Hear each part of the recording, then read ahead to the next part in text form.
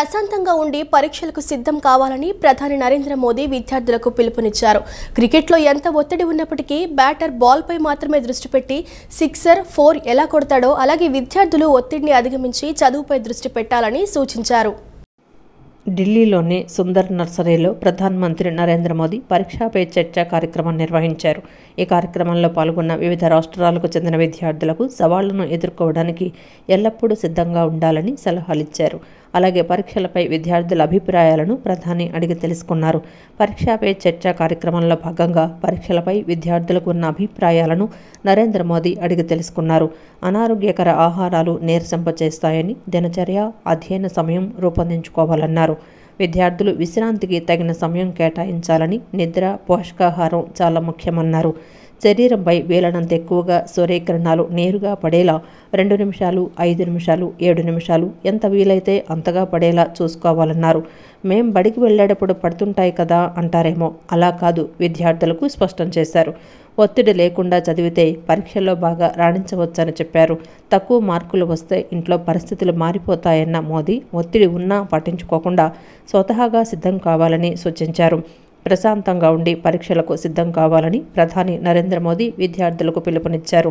క్రికెట్లో ఎంత ఒత్తిడి ఉన్నప్పటికీ బ్యాటర్ బాల్పై మాత్రమే దృష్టి పెట్టి సిక్సర్, 4 ఎలా కొడతాడో అలాగే విద్యార్థులు ఒత్తిడిని అధిగమించి చదువుపై దృష్టి పెట్టాలని సూచించారు. अच्छा, ये तो पता चलता है कभी कभी क्या खाना क्या नहीं खाना, लेकिन कैसे खाना ये पता है?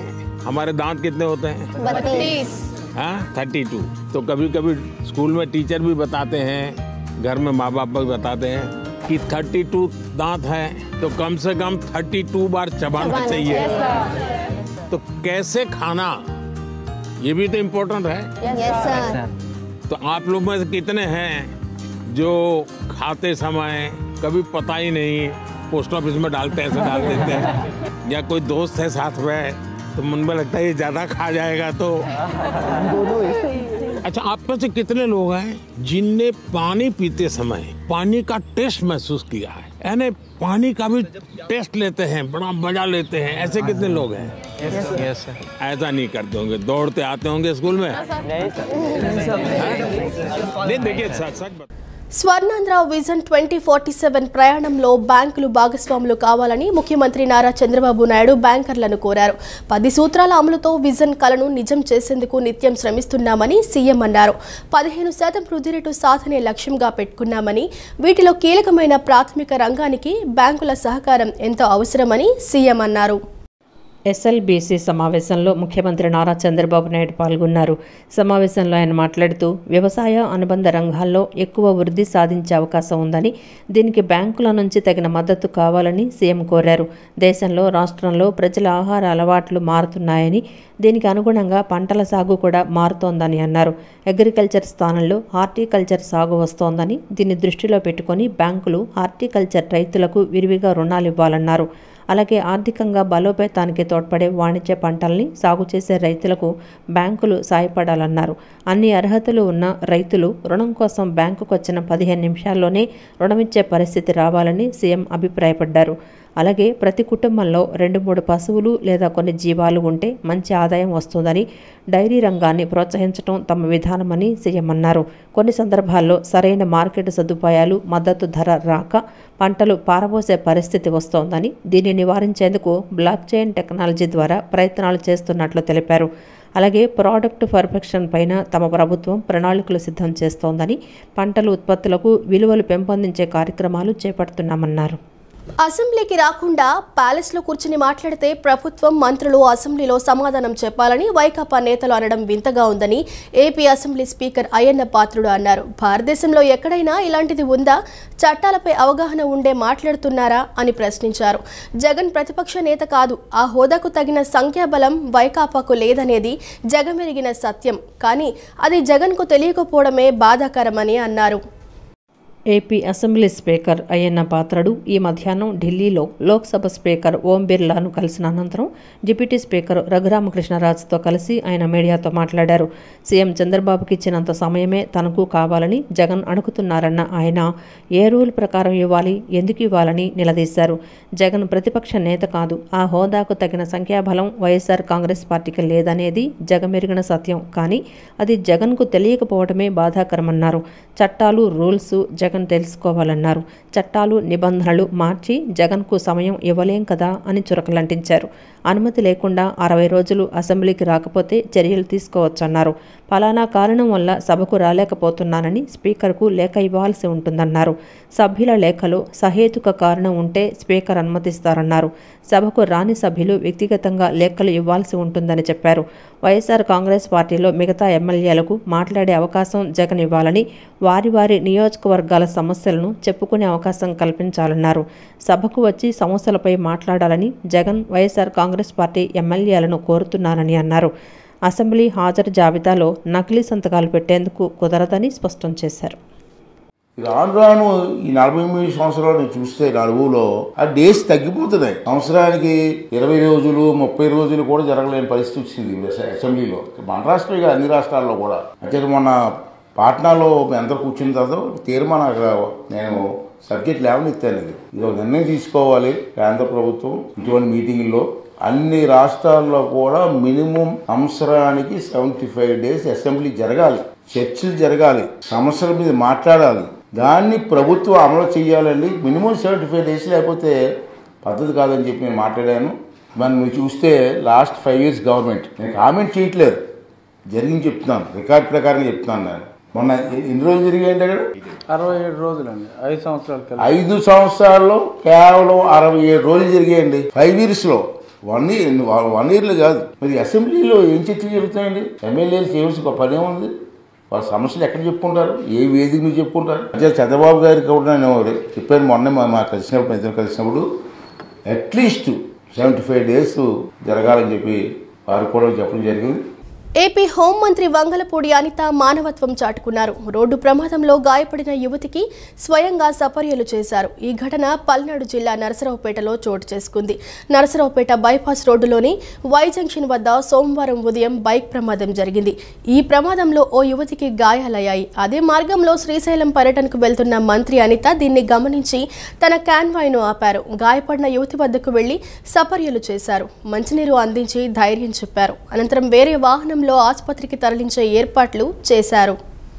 సముద్రంలోకి వేటకు వెళ్లి తిరిగి రాని చింత ఏడుకొండలు భౌతిక కాయం కోసం ప్రభుత్వం అన్ని విధాలా తీవ్రంగా గాలింపు చర్యలు చేస్తోందని, దీన్ని మాజీ మంత్రి పేర్ని నాని రాజకీయం చేద్దాము అనుకోవడం తగదని రాష్ట్ర గనులు, భూగర్భ వనరులు, ఎక్సైజ్ శాఖ మంత్రి కొల్లు రవీంద్ర అన్నారు. కృష్ణా జిల్లా మచిలీపట్నం మండలం తాళ్లపాలెం పంచాయతీ సత్రవపాలెం గ్రామానికి చెందిన చింత ఏడుకొండలు వేటకు వెళ్లి తిరిగి రాలేదు. ఫిబ్రవరి 1న జరిగిన ప్రమాదంలో చింత ఏడుకొండలు పడవ నుంచి సముద్రంలోకి జారి పడిపోయాడు. ఈ నేపథ్యంలో మంత్రి కొల్లు రవీంద్ర ఏడుకొండల భార్య వెంకటేశ్వరమ్మ కుటుంబ సభ్యులను, బంధువులను పరామర్శించారు. ప్రభుత్వం అన్ని విధాలా అండగా నిలుస్తుందని భార్య వెంకటేశ్వరమ్మకు మంత్రి రవీంద్ర భరోసానిచ్చారు. ఈ సందర్భంగా కొల్లు రవీంద్ర మీడియాతో మాట్లాడారు. సామాన్యంగా వేటకు వెళ్లిన వారు ఏదైనా ప్రమాదంలో చిక్కుకుంటే భౌతిక కాయాలు నీటిపై తేలేవి, లేకపోతే సముద్రం ఒడ్డుకు కొట్టుకొచ్చేవి. అయితే ఏడుకొండల భౌతిక కాయం ఎంత గాలింపు చర్యలు చేస్తున్నా దొరకలేదన్నారు. బోటు యజమాని బలగం ఏడుకొండలు, చుట్టుపక్కల బోటు యజమానులు, మత్స్యశాఖ, మెరైన్, రెవెన్యూ అధికారులు తీవ్రంగా గాలింపు చర్యలు చేపడుతున్నట్లు వెల్లడించారు. గాలింపు చర్యలు చేపట్టినప్పటికీ ఏడుకొండల భౌతిక కాయం ఇప్పటి వరకు కనిపించకపోవడం దురదృష్టకరమన్నారు. భవిష్యత్తులో ఇలాంటి ప్రమాదాలు జరగకుండా ప్రతి ఒక్కరూ సాంకేతిక పరిజ్ఞానాన్ని విధిగా వినియోగించుకోవాలన్నారు. పడవలు ఎలా ట్రాకింగ్ చేస్తారో అలా బోటుల్లో తిరిగే వారికి కూడా లైఫ్ జాకెట్లు వేసుకోవాల్సిన అవసరం ఉందన్నారు. శాటిలైట్ పరిజ్ఞానాన్ని వినియోగించుకుంటున్నామన్నారు. జిల్లా కలెక్టర్ బాలాజీ ఏడుకొండల గాలింపుపై ప్రత్యేక చర్యలు తీసుకుంటామని తెలిపారు. అలాగే ఇక్కడ ఉన్నటువంటి నాయకులు, గ్రామస్తులు అందరూ కూడా మరి ఎక్కడన్నా దొరుకుతుందో ఆచూకీ దొరుకుతుందా అని చెప్పి చాలా ప్రయత్నాలు చేసినప్పుడు కూడా ఈ రోజు వరకు ఎక్కడ కూడా ఆచూకీ లేదు. గతంలో ఎప్పుడు కూడా ఇలాంటి పరిస్థితి ఎప్పుడు లేదు. ఫస్ట్ టైం ఏదన్నా ప్రమాదం జరిగి ఎవరన్నా పడినా ఎక్కడో చోట తీరానికి బాడీ కొట్టుకుని వచ్చేది, లేదంటే వాటర్ లో తేలుతా ఉంటే పడవలకు కనపడుతూ ఉంటుంది. అట్లాంటిది మరి ఏ కారణం చేతనో బాడీ ఇంతవరకు ట్రేస్ కాలేదు. మాక్సిమం ట్రేస్ చేయడానికి అన్ని విధాలు కూడా విధాలు కూడా ప్రయత్నం చేస్తా ఉన్నారు. ఇది చాలా దురదృష్టకరమైనటువంటి సంఘటన. అదే ఆ కుటుంబానికి తీరం లోటే. ఎందుకంటే ఏదన్నా ఒకవేళ ఈదుకుంటూ వచ్చి దరికి వచ్చినా ఎక్కడో చోట ఈ పాటికి తెలిసేది అని ఇంతవరకు సమాచారం లేదంటే మరి అందరూ కూడా అనుమానం వ్యక్తం చేస్తా ఉన్నారు.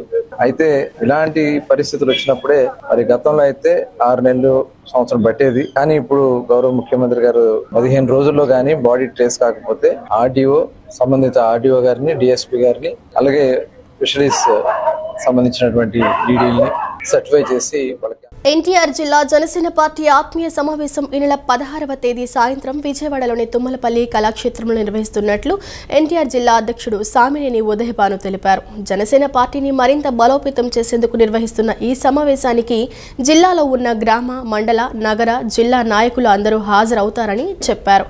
జనసేన పార్టీ రాష్ట్ర కార్యదర్శి నాగబాబు, మంత్రులు నాదెండ్ల మనోహర్, కందుల దుర్గేష్ ముఖ్య అతిథులుగా హాజరవుతారని తెలిపారు. జనసేన పార్టీ ఎన్టీఆర్ జిల్లా అధ్యక్షులు సామినేని ఉదయభాను గాంధీనగర్ ప్రెస్ క్లబ్లో విలేకరుల సమావేశం నిర్వహించారు.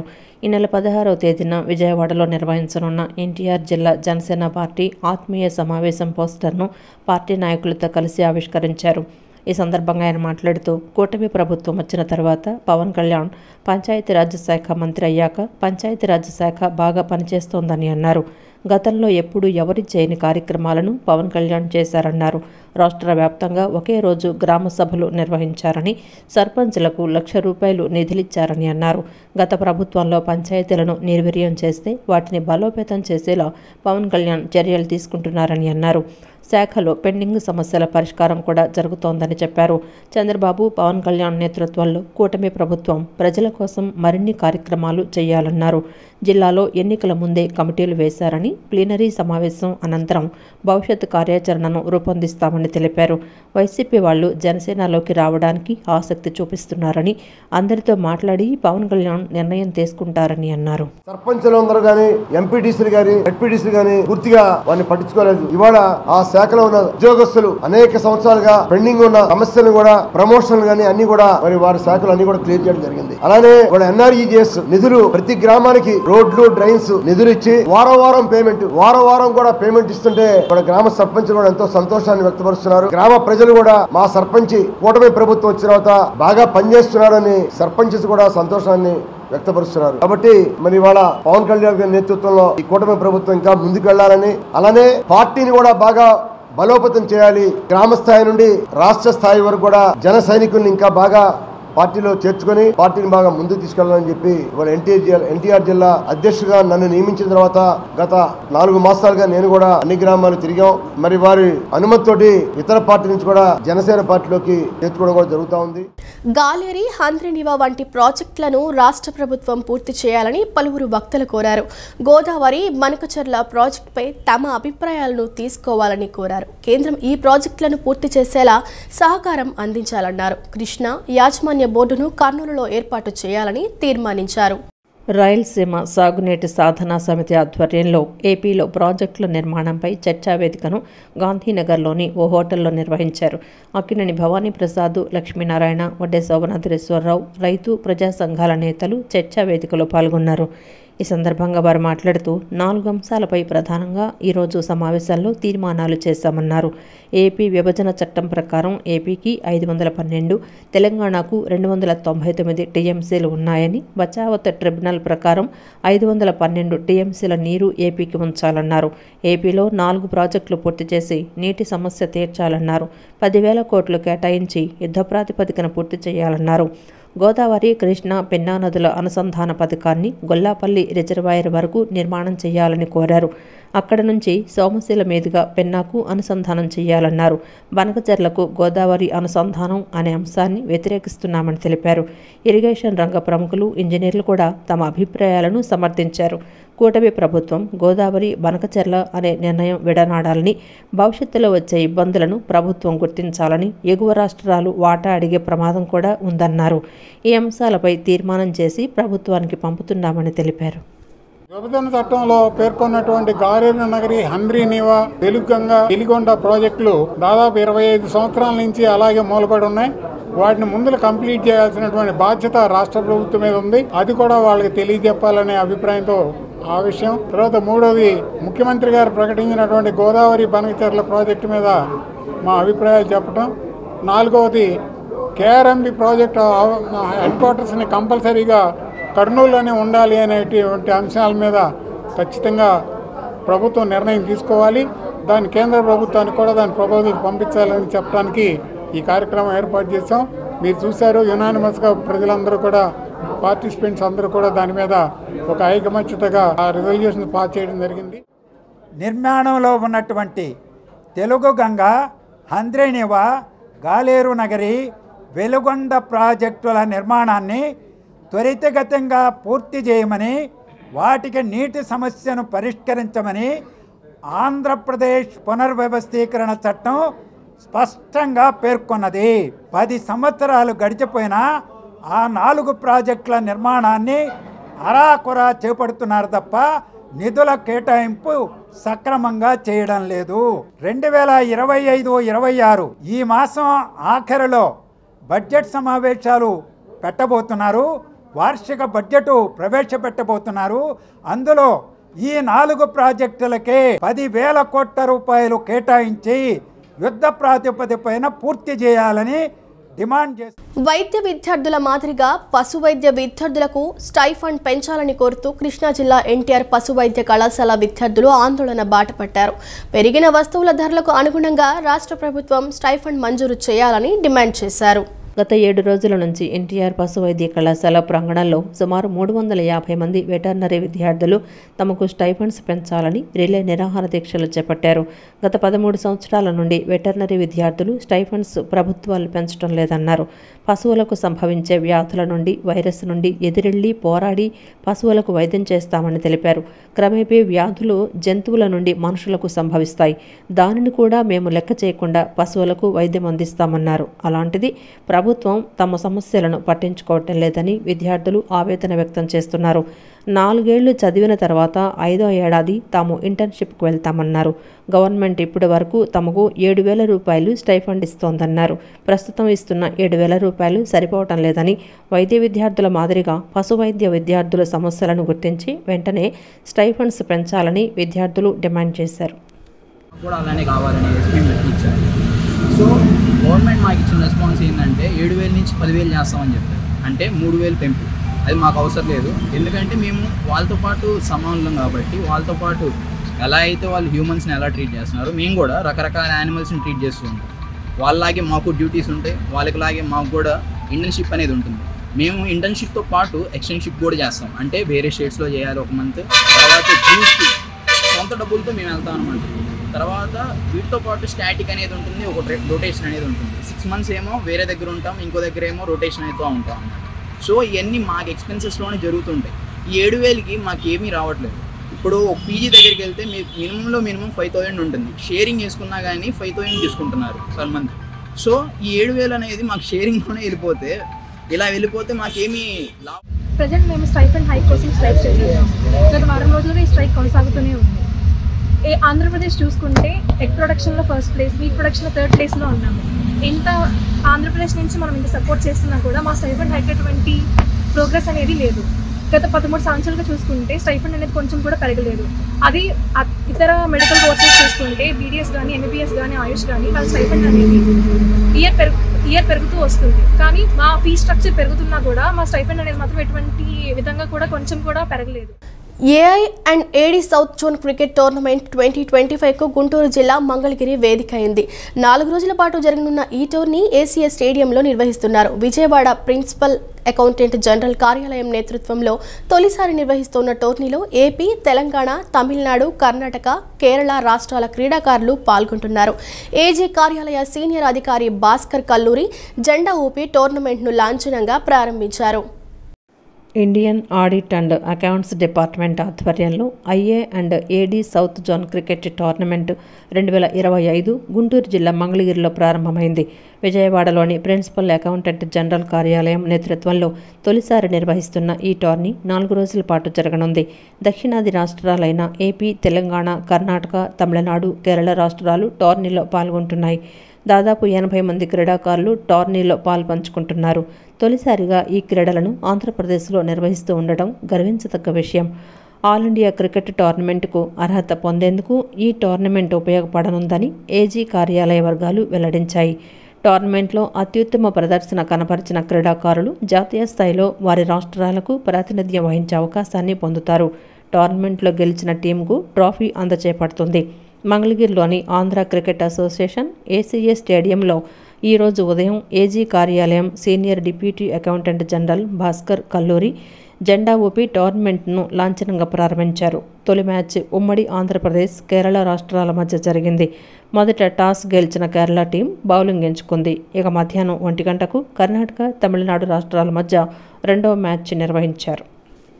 ఈ నెల 12న మొగల్రాజ్పురం సిద్ధార్థ ఆడిటోరియంలో student of association of physics ఆధ్వర్యంలో సింటిలా 6.0 కార్యక్రమం జరుగుతుందని కళాశాల ప్రిన్సిపల్ మేకా రమేష్ తెలిపారు. ఈ కార్యక్రమంలో వివిధ కళాశాలలకు చెందిన విద్యార్థులు పాల్గొంటారని, వారికి ఫిజిక్స్కు సంబంధించి పలు పోటీలు నిర్వహిస్తామని చెప్పారు.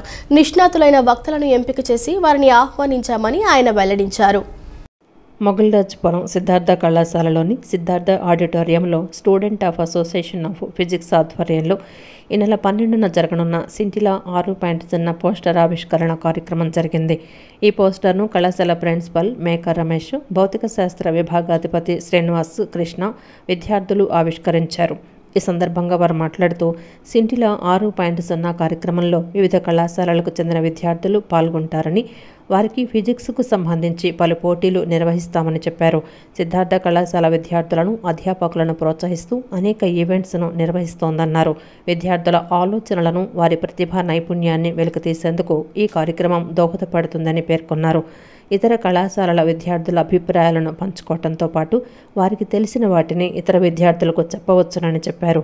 నిష్ణాతులైన వక్తలను ఎంపిక చేసి వారిని ఆహ్వానించామని వెల్లడించారు.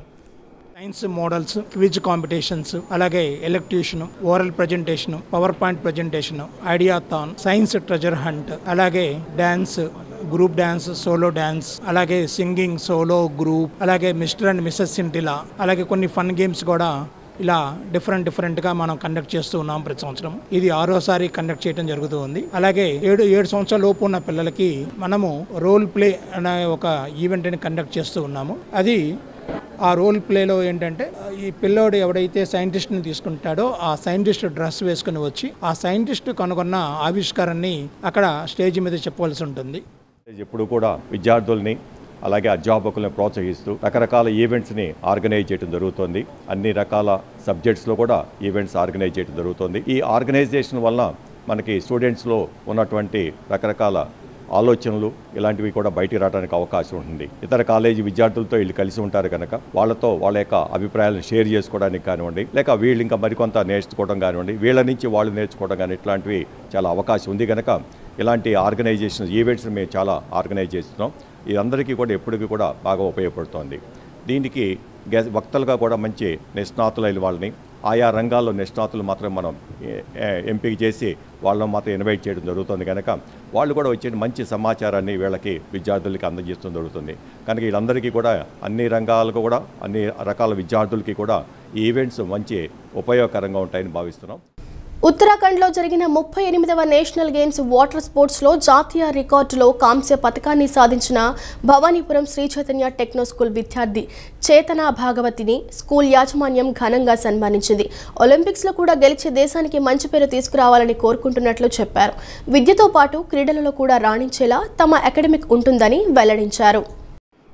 ఉత్తరాఖండ్లో జరిగిన 38వ నేషనల్ గేమ్స్ వాటర్ స్పోర్ట్స్లో జాతీయ రికార్డులో కాంస్య పథకాన్ని సాధించిన భవానీపురం శ్రీ చైతన్య టెక్నో స్కూల్ విద్యార్థి చేతన భాగవతిని స్కూల్ యాజమాన్యం ఘనంగా సన్మానించింది. విద్యార్థుల సమక్షంలో ఆమెను సన్మానించి అభినందించారు. ఈ సందర్భంగా విద్యార్థి భాగవతి మాట్లాడుతూ 3 సంవత్సరాలుగా వాటర్ స్పోర్ట్స్కు శిక్షణ పొందుతున్నానని చెప్పారు. తమ కోచ్తో పాటు తల్లిదండ్రులు, స్కూల్ యాజమాన్యం సహకారం వల్లే తాను మెడల్ను గెలుచుకున్నట్లు చెప్పారు. రాబోయే రోజుల్లో దేశానికి మంచి పేరు తీసుకురావడమే లక్ష్యంగా శ్రమిస్తానని ఆమె వెల్లడించారు. నా పేరు డి చేతన భగవతి. నేను ఆంధ్రప్రదేశ్ తరఫున 38th నేషనల్ గేమ్స్ ఆంధ్రప్రదేశ్ని రిప్రజెంట్ చేశాను. సో నాకు బ్రాంజ్ మెడల్ వచ్చింది. నాకు చాలా హ్యాపీగా ఉంది. స్కూల్ సపోర్ట్ కూడా చాలా బాగుంది. Sri Chaitanya management, principal madam, dean sir అందరూ బాగా సపోర్ట్ చేశారు. Thank you so much madam. 3 years నుంచి ఇలా వాటర్ స్పోర్ట్స్లో ట్రైనింగ్ అవుతున్నాను. ఈ 38th నేషనల్ గేమ్స్కి మా water sports secretary Siva Reddy sir, మా coach Teja sir, Chinna sir అందరూ నన్ను బాగా సపోర్ట్ చేసి అక్కడికి ఉత్తరాఖండ్కి పంపించారు ప్రాక్టీస్కి. అక్కడ ఒక 10 days 20 days అక్కడ నుండి ప్రాక్టీస్ చేసి ఇలా మెడల్ కొట్టాము. అనంతరం ప్రిన్సిపాల్ మాట్లాడుతూ చేతన భాగవతి కాంస్య పథకం సాధించడం గర్వంగా ఉందన్నారు. ఒలింపిక్స్లో కూడా గెలిచి దేశానికి మంచి పేరు తీసుకురావాలని కోరుకుంటున్నట్లు చెప్పారు. ప్రాక్టీస్కు, ఈవెంట్స్కు సహకరిస్తున్నామని తెలిపారు. విద్యతో పాటు క్రీడల్లో కూడా రాణించేలా తమ అకాడమిక్ ఉంటుందని ఆమె పేర్కొన్నారు. ఈ సందర్భంగా చేతన భాగవతి విజయం సాధించడం పట్ల ఆమె తల్లి సంతోషం వ్యక్తం చేసింది. స్టూడెంట్ ప్రాక్టీస్ గత 3 ఏళ్ళ నుంచి చేస్తోంది. ఎప్పుడు ఈవెంట్స్ ఉన్నా కూడా స్కూల్ మేనేజ్మెంట్ తరఫు నుంచి స్టూడెంట్కి సపోర్ట్ ఇవ్వడం జరిగింది. సో ఇలాగే చదువుతో పాటు పిల్లలందరికీ స్పోర్ట్స్, ఇతర కార్యక్రమాలు వాటిలన్నింటిలో కూడాను పార్టిసిపేట్ చేసే విధంగా మేనేజ్మెంట్ ఎప్పుడు కూడా పిల్లలకి, పేరెంట్స్కి సపోర్ట్ ఇస్తూ ఉంది. Students not only in academics, ఆటపాటల్లోనూ లైక్ స్పోర్ట్స్లోనూ కూడా అంతే ప్రామినెన్స్ని ఇస్తూ ఇక్కడ అకాడమిక్ ప్రోగ్రాము అంతా కూడా డిజైన్ చేయడం జరిగింది. సో ఈ అచీవ్మెంట్లో మేనేజ్మెంట్ యొక్క ప్రోత్సాహం కూడా చాలా వరకు ఉంది. మా స్టూడెంట్ ఇలా అచీవ్ అయినందుకు. అలాగే శ్రీ చైతన్యలో స్పోర్ట్స్తో అకాడమిక్స్తో పాటు స్పోర్ట్స్లో కూడా ఈ విధంగా మేము ట్రైన్ అప్ ఇస్తున్నామని మేము మా మేనేజ్మెంట్ కరికులం ఈ విధంగా డిజైన్ చేసింది అన్నదానికి ఇది ఒక నిదర్శనం. అలాగే మొన్న అండర్ 19 వరల్డ్ కప్ క్రికెట్లో కూడా త్రిష మా స్టూడెంటే. She getting more good performance and getting man of the match. So ఆ విధంగా కూడా శ్రీ చైతన్య స్టూడెంట్స్ అన్ని ఆస్పెక్ట్స్లో, స్పోర్ట్స్ రంగంలో కాకుండా, స్టడీస్లో కాకుండా అన్ని రంగాల్లో కూడా వీళ్ళు విజయాలు సాధిస్తున్నారు. పాప వాళ్ళ మదర్ ఇలా వచ్చినందుకు సంతోషంగా ఉంది సార్. ఇలా స్కూలు ప్రిన్సిపల్ సార్ వీళ్ళందరూ మా పాపకి సపోర్ట్ చేసినందుకు చాలా సంతోషంగా ఉంది. కోచ్ వీళ్ళందరూ సపోర్ట్ చేసినందుకు చాలా సంతోషంగా ఉంది. చాలా గర్వంగా కూడా ఉందండి. 125% ఉన్న దళిత గిరిజనుల సంక్షేమం, వాళ్ల అభివృద్ధి కోసం ఎటువంటి కార్యక్రమాలు రూపొందించాలి, వాళ్ల అవసరాలు ఏమున్నాయని తెలుసుకునేందుకు ప్రతి జిల్లాలో సమావేశం నిర్వహిస్తున్నట్లు దళిత గిరిజన బడ్జెట్ వాచ్ రాష్ట్ర కన్వీనర్ అల్లాడి దేవకుమార్ తెలిపారు. ఎస్సీ, ఎస్టీ సప్లాన్లో భాగంగా జనాభా నిష్పత్తి ప్రకారం బడ్జెట్లో వాటా ఇవ్వాలన్నారు. నిధులను కూడా ఎస్సీ, ఎస్టీల అభివృద్ధి కోసమే వినియోగించాలన్నారు. దళిత గిరిజన బడ్జెట్ వాచ్ రౌండ్ టేబుల్ సమావేశం గాంధీనగర్లోని ప్రెస్ క్లబ్లో నిర్వహించారు. సమావేశంలో దళిత గిరిజన బడ్జెట్ వాచ్ రాష్ట్ర కన్వీనర్ అల్లాడి దేవకుమార్ మాట్లాడుతూ ఎస్సీ, ఎస్టీ సప్లాన్లో భాగంగా జనాభా నిష్పత్తి ప్రకారం బడ్జెట్లో వాటా ఇవ్వాలన్నారు. నిధులను కూడా ఎస్సీ, ఎస్టీల అభివృద్ధి కోసమే వినియోగించాలన్నారు. మరీ ముఖ్యంగా సమాజంలో ఎస్సీ, ఎస్టీలకు, మిగిలిన ప్రజలకు అభివృద్ధిలో ఉన్న అంతరాలను తగ్గించడం కోసం చట్టంలో స్పష్టంగా పేర్కొనడం జరిగిందన్నారు. రాష్ట్రంలో ఉన్న సామాజిక, ఆర్థిక అసమానతలను, ఎస్సీ, ఎస్టీల వెనుకబాటుతనాన్ని గుర్తించి ప్రత్యేక పథకాలు రూపొందించాలని ప్రభుత్వానికి సూచించారు. నిధులు వాడాలని చెప్పేసి మరి ఈ చట్టం యొక్క లక్ష్యం మరి స్పష్టంగా తెలియజేస్తూ ఉంది. మరి ఈ విధంగా అంటే రాష్ట్రంలో ఉన్న సామాజిక అసమానతల్ని, ఆర్థిక అసమానతల్ని, మరి ఎస్సీ, ఎస్టీ వర్గాల్లో ఉన్న వెనుకబాటుతనాన్ని గుర్తుంచుకొని మరి వాటిని అధిగమించడానికి ప్రత్యేకమైన పథకాలను రూపొందించాలని మేము ప్రభుత్వాలను కోరుతూ ఉన్నాం. మరి అదేవిధంగా సాంఘిక సంక్షేమ శాఖ కావచ్చు, గిరిజన సంక్షేమ శాఖ కావచ్చు, మరి దానికి అనుగుణంగా మరి ప్రతిపాదనల్ని మరి తీసుకొచ్చి ఆమోదింప చేసేందుకు వాళ్ళు తగిన కృషి చేస్తారని చెప్పేసి ఆశిస్తూ. అనంతరం సోషల్ డెమోక్రాటిక్ ఫ్రంట్ రాష్ట్ర అధ్యక్షులు మాదిగాని గురునాథం మాట్లాడుతూ అంబేద్కర్ రాసిన రాజ్యాంగంలో ఎస్సీ ఎస్టీలకు బడ్జెట్ కేటాయించాలి, వాటి కోసమే ఖర్చు చేయాలని ఉందన్నారు. గత పాలకులు ఎస్సీ ఎస్టీల కోసం బడ్జెట్లో పెట్టిన నిధులను వాడుకోవటం వల్ల సమాజంలో అసమానతలు పెరిగాయన్నారు. మొట్టమొదటిసారి పూర్తిస్థాయి బడ్జెట్ పెడుతున్నందున సీఎం చంద్రబాబును కలిసి ఎస్సీ ఎస్టీ మనోగతాలు తెలియచేసి బడ్జెట్లో పొందుపరిచేలా చేసేందుకు రౌండ్ టేబుల్ సమావేశం నిర్వహించామని అన్నారు. విస్తారంగా వాళ్ళు చేతుల్లో పెట్టుకొని వాడుకోవటం వల్ల వాళ్ళు మాకు సరైనటువంటి చట్టాలని తయారు చేసినా కూడా మా జనానికి వాడుకోలేకపోవటం వల్ల మా అసమానతలు పెరిగినాయి. ఇవన్నీ కూడా ఇప్పుడు రేపు రాబోయేటువంటి చంద్రబాబు నాయుడు గారి యొక్క ప్రభుత్వంలో మొట్టమొదటిసారిగా పూర్తిస్థాయి బడ్జెట్ పెడుతున్నారు. కాబట్టి తప్పకుండా మేము చంద్రబాబు నాయుడు గారిని కలిసి ఏదైతే ఈ యొక్క దళిత గిరిజన బడ్జెట్ వాచ్ సంబంధించినటువంటి రాష్ట్రంలో ఉన్నటువంటి ప్రజల యొక్క మనోగతాల్ని, ఎస్సీ ఎస్టీ యొక్క మనోగతాల్ని, ఏమేమి రిక్వైర్మెంట్స్ ఉన్నాయో మా ద్వారా ప్రభుత్వం దృష్టికి తీసుకెళ్ళి రేపు పూర్తిస్థాయి బడ్జెట్లో ఇవన్నీ కూడా పెట్టే విధంగా మేము ప్రయత్నం చేయడం కోసం ఈ యొక్క మీటింగ్ ముఖ్య సారాంశము. అదేవిధంగా రేపు రాబోయేటువంటి రోజుల్లో మాకు ఏదైతే మా జనాభా నిష్పత్తి ప్రకారం దామాషా ప్రకారం మాకు బడ్జెట్లో కేటాయింపులు జరగాల. విజయవాడ సత్యనారాయణపురంలో నూతనంగా ఏర్పాటు చేసిన కోవెల jewellery షోరూంను heroine Nidhi Agarwal, central MLA bonda Umamaheswararao లాంఛనంగా ప్రారంభించారు. షోరూంలో ఏర్పాటు చేసిన వివిధ రకాల బంగారు, వెండి ఆభరణాలను పరిశీలించారు. కోవెల షోరూంలో ఉన్న అనేక రకాల ఆభరణాలు కనువిందు చేసేలా ఉన్నాయని, మగువల మధ్యదోచే విభిన్న ఆకృతులతో ఆకట్టుకుంటున్నాయని సినీ హీరోయిన్ నిధి అగర్వాల్ అన్నారు. విజయవాడ సెంట్రల్ నియోజకవర్గంలోని సత్యనారాయణపురంలో నూతనంగా ఏర్పాటు చేసిన కోవెల jewellery షోరూంను heroine Nidhi Agarwal, central MLA bonda Umamaheswararao లాంఛనంగా ప్రారంభించారు. షోరూంలో ఏర్పాటు చేసిన వివిధ రకాల బంగారు, వెండి ఆభరణాలను ఆసక్తిగా పరిశీలించారు. శైవక్షేత్రం పీఠాధిపతి శివస్వామి, కోవెల జ్యువెలరీ షోరూం నిర్వాహకులు రమేష్ దంపతులకు ఆశీర్వచనాలను అందజేశారు. ఈ సందర్భంగా హీరోయిన్ నిధి అగర్వాల్ మాట్లాడుతూ కోవెల షోరూంలో తనకు నచ్చిన అనేక ఆభరణాలు ఉన్నాయని, నిజంగా నేటి ట్రెండ్కు తగిన విధంగా ఇక్కడ బంగారు ఆభరణాలు మెరిసిపోతున్నాయని తెలిపారు. వినియోగదారులు కూడా ఈ సరికొత్త మోడల్స్ను తిలకించి నచ్చిన వాటిని కొనుగోలు చేయాలని కోరారు. విజయవాడ రావడం చాలా సంతోషంగా ఉందని, తనకు నచ్చిన ప్రదేశాలలో విజయవాడ నగరం ఒకటని నిధి అగర్వాల్ చెప్పారు. ప్రస్తుతం పవన్ కళ్యాణ్తో హరిహర వీరమల్లు, ప్రభాస్తో మరో సినిమా తెలుగులో చేస్తున్నట్లు చెప్పారు.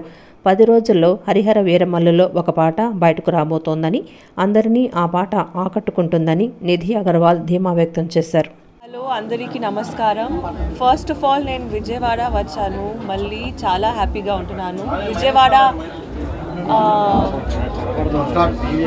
Vijayawada it's become my favourite city because ఇక్కడ చాలా షూటింగ్ చేస్తున్నాను. సో మళ్ళీ ఇక్కడ వస్తున్నాను. And Kovela jewellery shop, I'm really happy to be here. They specialise in gold, silver, diamonds, all of these stores, and very good quality, very good design. So mali ikkada ravali, ikkada shopping cheyali for all the ladies and gents. Naku earrings chaala ishtam. Na face lo earrings ledna naku incomplete undi, so I always wear earrings, bangles, of course everything, but naku earrings chaala ishtam. Anni eskuntunnanu ee roju. So Telugulo cheppalante ee adrushtam naku జరిగింది. So very grateful, very happy. Harihara Veeramallu ఒక song వస్తుంది with me and sir. I think another 10 daysలో వస్తుంది. So very excited and very grateful. అనంతరం MLA bonda Umamaheswararao మాట్లాడుతూ మన భారతదేశంలో మగవాళ్ళు ఎక్కువగా బంగారంపై మక్కువ చూపుతారని, నేటి ట్రెండ్కు అనుగుణంగా సరికొత్త మోడల్స్లో కోవెల జ్యువెలరీ షోరూంలో ఉన్నాయని చెప్పారు. దశాబ్దాలుగా ప్రజల నమ్మకాన్ని కలిగిన సంస్థ నుంచి మరో షోరూం రావడం ఆనందంగా ఉందని చెప్పారు. ఈరోజు సెంట్రల్ నియోజకవర్గంలో ప్రముఖ గోల్డ్ వ్యాపారస్తులు గత 30-40 సంవత్సరాలుగా వాళ్ళ నాన్నగారి దగ్గర నుంచి బంగారు వ్యాపారంలో ఉన్నటువంటి మునగాల రమేష్ ఇక్కడ సెంట్రల్ నియోజకవర్గం శివాజీ కేప్ రోడ్లో కొత్త బ్రాంచ్ని కోవెల అని జ్యువెలరీస్ అని ఏర్పాటు చేయడం సంతోషం. ఇప్పుడే నూతన డిజైన్స్తో ఉన్నటువంటి జ్యువెలరీ అన్ని ఇట్లు కూడా ఇటు గోల్డ్, అటు డైమండ్స్, అటు సిల్వరు, ఆర్నమెంట్స్ అన్నీ కూడా రకరకాల ఆర్నమెంట్స్తో బ్రహ్మాండంగా షోరూము ఉంది. ఇవాళ బంగారం అనేది మన భారతదేశంలో అందరికీ కూడా సాంప్రదాయబద్ధంగా అందరూ కూడా మక్కువ చూపేది గోల్డ్. అలాంటి గోల్డ్ రంగంలో వినూతనమైనటువంటి లేటెస్ట్ డిజైన్స్ని ఏర్పాటు చేసే ఇక్కడ సెంట్రల్ నియోజకవర్గంలో ఖచ్చితంగా ప్రజల ఆధారం ఉంటుంది. అందులో ఈ సత్యనారాయణపురం అనేది హార్ట్ ఆఫ్ ది కాన్స్టిట్యున్సీ, విజయవాడకు కూడా హార్ట్ ఇది. ఇటువంటి ప్రదేశంలో ఈ షోరూము ఎప్పుడు కూడా ప్రజల ఆదరణ పొందాలని, నాణ్యమైనటువంటి గోల్డ్ ఆభరణాలు ఇవ్వడంలో వీళ్ళకి గత 40 సంవత్సరాల నుంచి కూడా మరి నమ్మకమైన సంస్థ. ఈ వార్తలు ఇంతటితో సమాప్తం. మరో బులెటిన్తో మళ్ళీ కలుసుకుందాం. అంతవరకు సెలవు. నమస్కారం.